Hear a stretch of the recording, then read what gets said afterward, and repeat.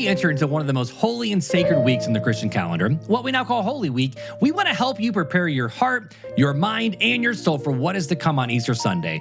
Each day leading up to Easter and on Easter Sunday, we are going to be following the traditional church Holy Week calendar and have readings for each of these days. And today, we are going to be focusing on Maundy Thursday. Now, if you're from the Protestant tradition, you may have never heard this phrase before, Maundy Thursday. Maundy Thursday gets its name from the Latin word mandatum. Liz, I hope I said that right. Mandatum, meaning command. That is because Jesus, on the night of the Last Supper, gave his disciples a new commandment: love one another as I have loved you. The day commemorates both the Last Supper and the washing of the disciples' feet, which Jesus also did as an act of humility and service. So you may have never heard this phrase before, but I am sure you know the story well. On this day, we see Jesus washing the feet of the disciples and then also giving us the ordinance of Holy Communion. Let's read about it now in Matthew chapter 26, verses 26 through 30. It reads, "As they were eating, Jesus took the bread, blessed and broke it, and gave it to the disciples and said, 'Take and eat. This is my body.' Then he took the cup. After he gave thanks, he gave it to all of them and said, 'Drink it, all of you, for this is my blood of the covenant, which is poured out for many for the forgiveness of sins. But I tell you, I will not drink from the fruit of this vine from now on until the day when I drink it with you in my Father's kingdom.'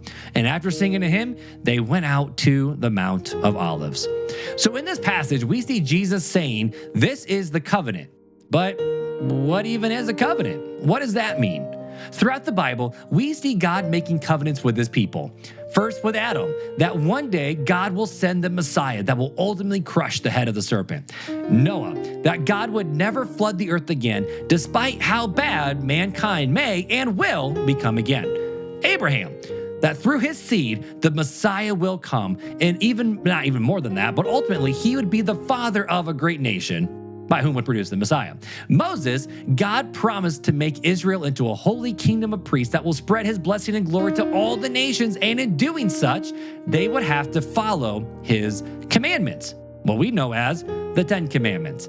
David, his throne would last forever because God will raise up a descendant, the ultimate descendant from his lineage, so long as David and the people remain faithful to God.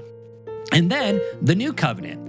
One day, God will write his law on the hearts of his people, bring complete forgiveness of sin, and raise up a faithful king from the lineage of David who will restore all that has been broken. This covenant will be everlasting as promised through the prophets Jeremiah and Ezekiel. So when Jesus said, "This is the covenant in my blood," he is saying that the new covenant, it's here.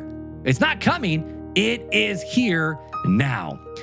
Through Jesus, we can find the forgiveness of sins. Through Jesus, the kingdom of David will have no end. Through Jesus, God's law just won't be on some tablets of stone, but instead, they will be on the hearts of his people. And through Jesus, God's people, his sons, his daughters, will have eternal life. But the story isn't done here, because in order for the new covenant to be issued, for the new covenant to come, blood first has to be spilled. A sacrifice has to be made, and that sacrifice would be Jesus himself.